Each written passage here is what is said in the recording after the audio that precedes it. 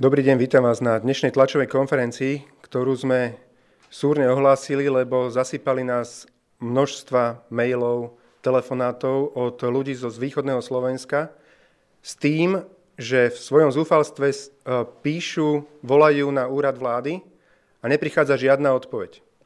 Jednoducho ľudia nevedia, čo majú robiť s faktúrami a že či takisto aj pre východné Slovensko platí, že tieto nemorálne zdvihnuté faktúry o 900, 600, 500, 400% za záhradky, garáže, spoločné priestory v činžiakoch, čiže za spoločné osvetlenie, že či takisto pre východné Slovensko platí, že ich majú roztrhať tak, ako povedal pán premiér pri strednom Slovensku. Zároveň nás upozornili teda niektorí z týchto ľudí, že v samotnom tom rozpise alebo tej faktúre, ktorá im prišla z východoslovenskej energetiky distribučnej, je jedna kľúčová veta. A požiadali nás, aby sme poprosili všetkých ostatných ľudí, ktorým prišli takto drasticky zdvihnuté faktúry, aby sme na ňu upozornili, lebo jednoducho, bohužiaľ, mnohí ľudia si to nevšimnú. A to je veta, že úhrada prvej predávkovej platby podľa rozpisu sa považuje za súhlas s navrhnutým rozpisom predávkových platieb. Inak povedané, keď niekto napríklad v tomto prípade, v prípade, kedy niekto zaplatil, teda pán Strebišov a zaplatil za svoju záhradku za celý minulý rok 17 eur a teraz mu prišlo, že má zaplatiť 3x58, čiže 174, čiže namiesto 17 eur 174. Momentom, jak zaplatí tých prvých 58, už sa nikto s ním baviť nebude. Už je v pasci. Už súhlasil s tým, že bude platiť ako otrok každé 4 mesiace, v tomto prípade 58 eur a za celý rok 178 eur. Že vraj majú aj takýto príkaz alebo takéto odporúčanie, že ľudia, ktorí zaplatia, s tými sa nebavte, tí, ktorí nebudú platiť, tak tými skúste nejako sa s nimi vyjednávať. To je presne to, čo povedal pán premiér, podotýkam, Slovenskej republiky, že tieto problémy sa budú riešiť individuálne, alebo čo povedal pán minister Žiga, že individuálne sa budú riešiť problémy. Inak povedané, poctiví ľudia, ktorí majú vo zvyku platiť každú jednu faktúru, ktorá im príde, áno, sklonia hlavu, nechajú si povedať na chrbte, zaplatia prvý preddavok a sú v pasci, lebo už musia zaplatiť všetko, lebo nasledujúcou vetou je napísané, ak si zaplatil prvú splátku, súhlasíš s tým, že už odteraz budeš platiť ako mukel. Takže vyzývame ľudí, vyzývame premiéra Slovenskej republiky, vyzývame predsedu parlamentu kapitána Andreja Danka, aby okamžite predstavili riešenie, aby zajtra zvolali mimoriadne zasadnutie koaličnej vlády, či koaličnej rady, aby zvolali mimoriadne zasadnutie vlády. 100 000 ľudí na východnom Slovensku dostali tieto faktúry a nevedia, čo majú robiť. Nevedia, či pre nich platí, že to majú roztrhať, alebo či majú zaplatiť a tým pádom podpísať zmluvu s diablom. Čiže premiér, predseda parlamentu, prosím vás pekne v mene všetkých ľudí na východnom Slovensku, ktorí dostali tieto nemorálne faktúry, povedzte im odpoveď.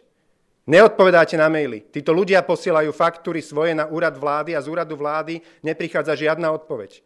Nám za jeden deň prišlo viac ako 300 takýchto ďalších faktúr. Premiér včera hovoril, že sa to týka 60 ľudí možno, lebo teda 60 sťažností prišlo. Iba nám prišlo 300 faktúr za jeden deň. My to nestačíme čítať. A to sú zúfalé príbehy ľudí. Naozaj mnohí chudobní, ktorí žijú z ruky do úst. Dôchodcovia, ktorí má záhradku, má garáž, alebo teda ľudia pri spoločenstve vlastníkov bytov. Hovoril som ten príbeh, ktorí majú svoj rodinný dom alebo rodičovský dom v okrese pri Svidníku, alebo tam na dedine pri Svidníku. Chodia tam cez leto 2-3 krát, nechcú predať ten dom, lebo nemá cenu na trhu. Málinko peňazí by im za to dali. Teraz tam platili 12 eur ročne, teraz majú zaplatiť 167 eur. Namiesto 12 167. Jednoducho my nútime tých ľudí, aby sa vzdali posledných radostí, ktoré majú. Východ vymiera, mladí odtiaľ utekajú a my nútime, aby tí ľudia nemali záhradky alebo záhradku bez elektriky. Nútime ich, aby nemali garáž alebo takú, že tam bude iba tma. Nútime ich, aby mali chatu, ale bez elektriky. A nútime ich, aby predávali svoje rodičovské domy alebo odpojili elektriku a nemalo to cenu. Jednoducho toto je nemorálne a ešte raz vyzývame, aby zajtra zasadla mimoriadne vláda a aby dali jednoznačnú odpoveď.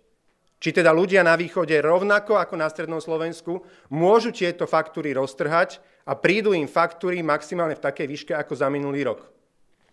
Poprosil by som svojich kolegov, keďže máme poslancov z celého Slovenska, máme 5 poslancov za východné Slovensko, ale konkrétne títo dvaja Soňa Gaborčáková je zo Starej Ľubovne a venuje sa dlhodobo práve práci s chudobnými rodinami a práci s postihnutými deťmi, s rodinami, ktoré majú postihnuté deti, charite a prichádza do kontaktu práve s ľuďmi, ktorí žijú z ruky do úst. A takisto Martina Fecka, zase, ktorý sa venuje pozemkovým úpravám a veľa diskusí má po dedinách s dôchodcami, ktorí takisto na tom východe sú opustení. Nech povedia svoje podnety, lebo píšu aj nám, alebo mne, kvôli tomu aj na mail, ktorý som včera zverejnil, kontakt obyčajní ľudia zavináč obyčajniludia.sk, ale takisto aj našim poslancom z východu, aby povedali, čo im ľudia píšu a ako sa cítia podvedení týmto konaním pána premiéra, kapitána Danka a tohto pána Holienčíka, ktorému pán premiér doprial plat 6 000 eur. Pán Holienčík je človek, ktorý podpísal tie cenové výmery.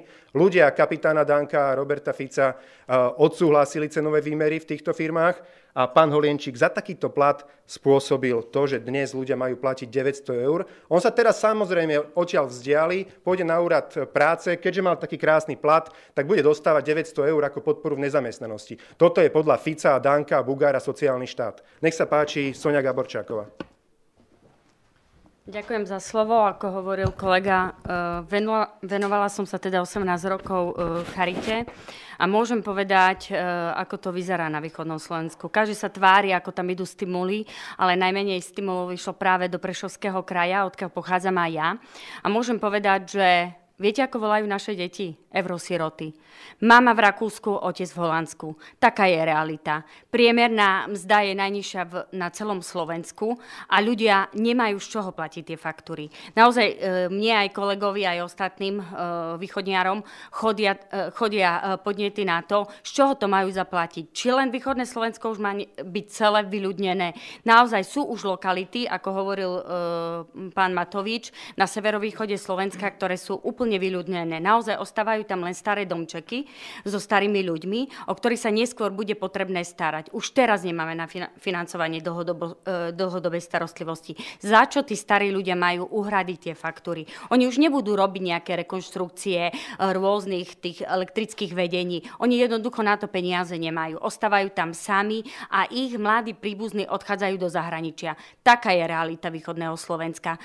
Každému je dobre, keď je na západnom Slovensku, ale my už aj rozdiel medzi minimálnou mzdou a priemernou mzdou je tak obrovský, čo sa týka východu, že už sa to tam nedá ani vydržať. Ja neviem, či fakt máme zalesniť celé východné Slovensko a povedať si, že všetci odídu a budeme tam mať len ekologické domy a ja neviem čo, ale jednoducho naozaj ak sa pomohlo Stredoslovákom, ja si myslím, že bolo by vhodné pomôcť práve aj východniarom, lebo dosť, že biední a skromní ľudia tam žijú tak, ako žijú.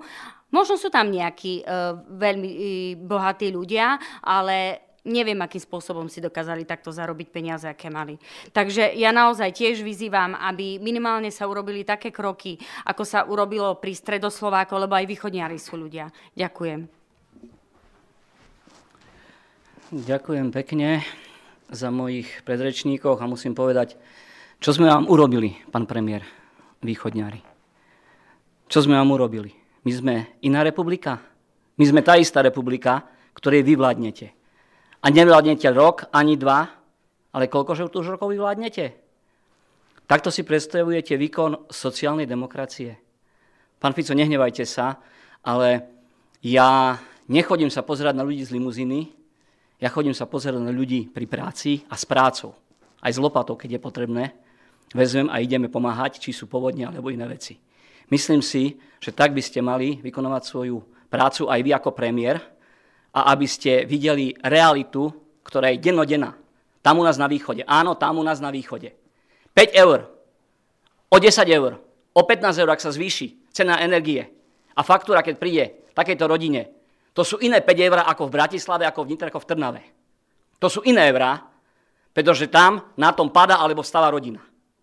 Áno, musím povedať, že asi ste nás hodili cez palubu, ale pán premiér, ja vám chcem na tomto tu briefingu povedať, že vy ste v prezidentských voľbách povedal, že ste absolvoval birmovku. To znamená, vy ste dospelý kresťan. A takto sa dospelý kresťan nespráva.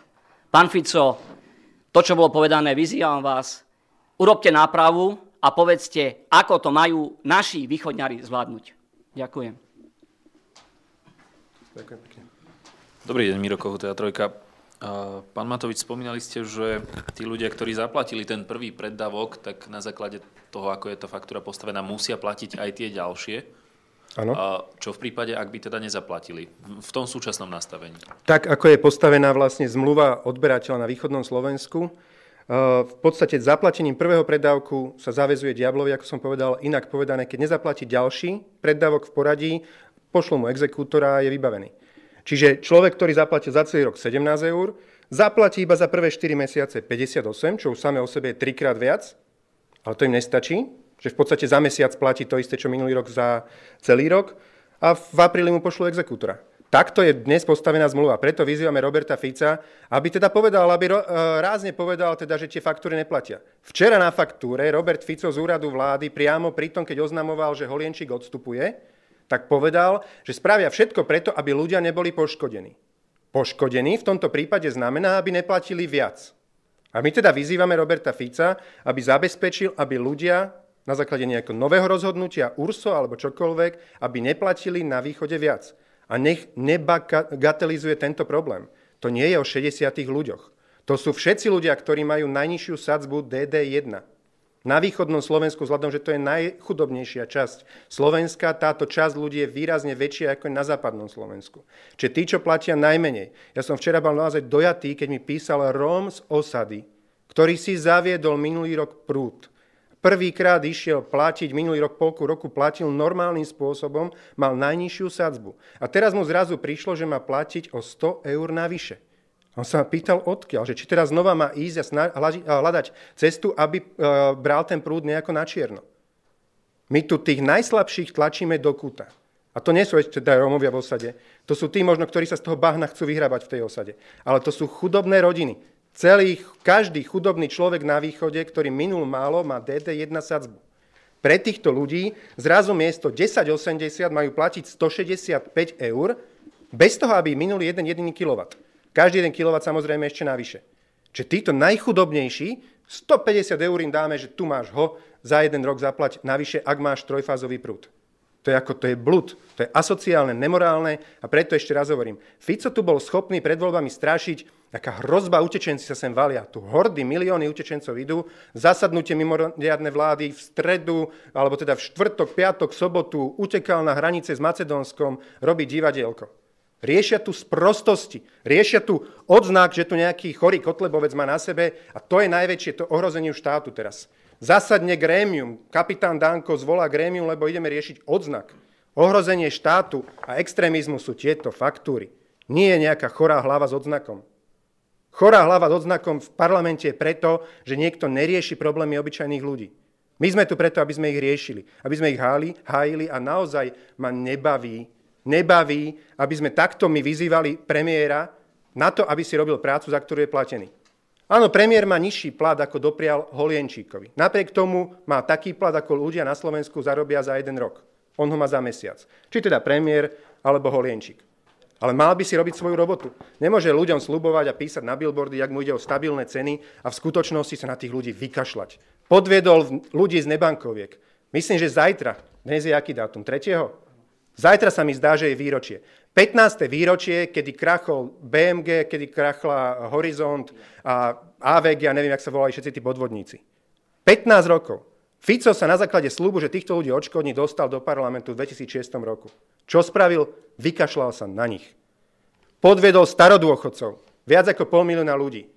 Sľuboval, že keď bude on premiérom, keď ho zvolia, tak on to vyrieši, dorovná im dôchodky. Čo spravil? Cynicky čakal 10 rokov, nech väčšina z tých ľudí vymre. Teraz, keď ich je 50 000, teraz povie, že im takto hodí odrobinku, aby sa mu poďakovali, lebo on veľkomožný sa nad nimi zmiloval.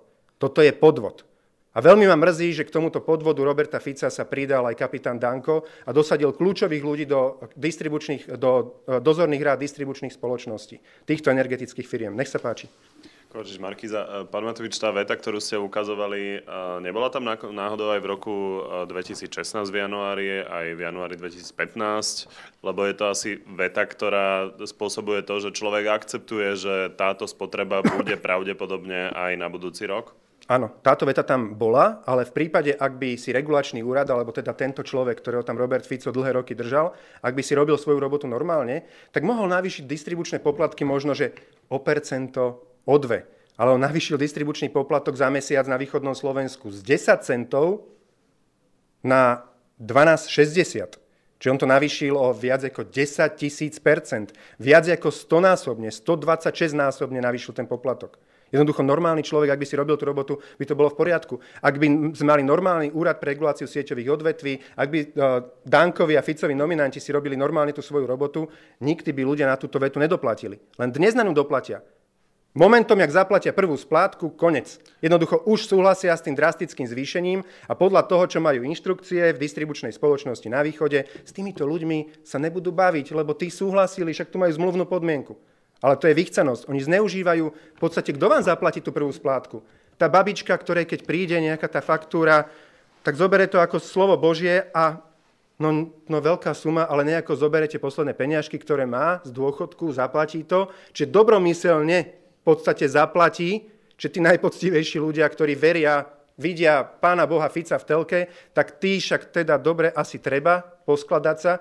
Ale komu sa poskladáme? Podvodníkom, bašternákom a podobným. Títo ľudia na to najviac doplatia. S tými ostatnými, že treba individuálne vyjednávať. A čo bude? Aká situácia? Že jedna babička, tá poctivka, ktorá teda uverí Ficovi každé jedno slovo, jak sa mu pohnú pery, tak tá zaplatí prvú splátku za rovnakú záhradku. Jedna zaplatí a druhá za rok zaplatí tým pádom 174 eur. Tá druhá bude čakať, bude sa spoliehať na to, že však teda Fico musí niečo spraviť, však slúbil, že nikto na to nedoplatí. Tá bude čakať, z toho budú vyjednávať a tá bude platiť 17 eur. A aká to bude spravodlivosť, že jedna bude platiť za tú istú záhradku 174 a za vedľajšiu záhradku 17 pri rovnakej spotrebe elektriky? Ja sa len pýtam, či právne nepreceňujete tú vetu v tom zmysle, že je to naozaj len súhlas s tou spotrebou doterajšou a jednoducho, keď sa zmenia ceny, tak budú zmenené ceny a bude sa platiť iný preddavok. To je napísané, že úhrada prvej preddavkovej platby podľa rozpisu sa považuje za súhlas s navrhnutým rozpisom preddavkových platieb. Rovnako ako súčasný výmer, respektíve aj ten prvý výmer URSO pre január, pre stredoslovenskú distribúciu bol záväzný, no ale potom bol nový, takže bol už iný záväzný. Či trošku nestrašíte ľudí? Nestraším ľudí. My komunikujeme tento problém, pretože nás na to z tých možno 300 mailov, ktoré prišli, asi v 10-15 bola táto veta spomenutá. Že vlastne tam je finta, je tam podvod, ľudia to možno zrejme už zdieľajú po Facebooku alebo neviem ako, že upozorňujú na to, že keď niekto zaplatí tú prvú platbu, takže vlastne už je v pasci. Myslím si, že nestraší, zrejme to bude áno, podľa zmluvy o pripojení, všetko to bude v súlade so zákonom, ale bohužiaľ nemorálne, lebo nie vždy to, čo je zákonné, je aj morálne. A o tej internej komunikácii máte nejaký dôkaz o tom, že Východoslovenská distribučná plánuje to urobiť tak, že tí, ktorí zaplatili, tak budú platiť naďalej a tí, ktorí nezaplatia, tak budú platiť inú sumu? V jednom z tých mailov to bolo takto som bol informovaný, že vlastne takýto nejaký interný prípis, interná inštrukcia, že tí, čo zaplatili, s tými sa teraz nebaviť, riešiť problémy tých ľudí, ktorí teda hovoria, že nezaplatili a nejako sa dohodnúť. Ale to takto nemôže fungovať štát. Ale je to len v rovine, jedna pani povedala. Áno, treba sa opýtať vo východoslovenskej distribučnej, ako budú riešiť problém týchto ľudí, ale v podstate oni dnes nemôžu ho riešiť nijak. Lebo Robert Fico si zatiaľ nezavolal nikoho na koberček z Úradu pre reguláciu sieťových odvetví. A včera myslím, že aj niekto hovoril, že pri východnom Slovensku to nebudú riešiť plošne, oni to budú riešiť individuálne. Čiže oni v podstate sa chcú spoľahnúť, že pri strednom Slovensku Fico povedal, že Holienčík akože veľmi rád ho roztrhnem. Čiže tam to stačí, že roztrhnúť a ľudia budú mať nižšie faktúry. Áno, pravda je taká, že 80% ľudí napriek tomu roztrhnutiu dostali ešte vyššie faktúry ako pred roztrhnutím, ale pri východnom Slovensku, že Fico neplánuje trhať faktúry. Že tam to zostane tak, že individuálne sa nejako dohodnú. Že tam je tu naozaj obrovský problém. Akože Fico, keď tu chce, alebo kapitán Danko, riešia horálky. Žlté vláčiky, vlaky nám tu zrušil, kde boli kvalitné, lacné, rýchle, ktoré nám poskytovali zadarmo internet, lebo on nemá rád žltú farbu a keď ich zruší, tak prvé rozhodnutie, čo spraví so svojím nominantom, že ide premalovať tie vlaky, ktoré nám tu jazdia. Tak kapitána Danka takisto vyzývam, nech nerieši hlúposti, teda keď to mám povedať jemne, premalovať vlaky, to je teraz problém? alebo tieto faktúry na tom východnom Slovensku. Dnes očakávam, že kapitán Danko aj plukovník Fico oznámia mimoriadne zasadnutie vlády alebo koaličnej rady zajtra a zajtra večer máme mimoriadnu tlačovku, kde jeden vedľa druhého sa pobratajú medzičasom, jeden vedľa druhého povedia, spáchali sme podvod na ľuďoch, dali sme tam neschopných ľudí, ľudia na to doplatili, toto je riešenie. Očakávame riešenie. Riešenie nemôže byť to, že necháme tých ľudí v štychu. Mnohí ľudia na tom východe, ktorí žije z ruky do úst. Mne včera písala pani, ktorá je invalidná dôchodkyňa. Jej manžel nemá robotu, žijú z 200 eur. Mi písala, že oni teraz majú zaplatiť za tú prípojku 150 eur ročne navyše. Zároveň sa pýtali elektrikára, čo by to znamenalo, ak by si zmenili z trojfázového na jednofázový ten istič. Že 148 eur, že si povedal, že keď teda by chceli tomu zabrániť, tak 148 eur. A pýta sa teda teraz, čo mám možnosť. Buď zaplatím elektrárňam 150 navyše a budem mať naďalej trojfázový, ale aj budúci rok budem platiť 150 navyše, alebo zaplatím 148 za to, že mi zmenia istič z trojfázového na jednofázový. A týchto ľudí, ktorí naozaj z 200 eur dvojica, keď má žiť, má vykúriť, najesť sa, niečo si na seba obliecť, my týchto ľudí tlačíme do kuta. Ako ja neviem, čo provokuje kapitán aj plukovník, že či chcú, aby sme im doviezli tých ľudí z východu, aby si ich spočítali, keď sem donesieme aspoň 20-30 autobusov, že to není 60 ľudí, že to sú 100 000 ľudí. Takže o to ide. Preto sme považovali za dôležité zvolať túto tlačovku ešte pred víkendom.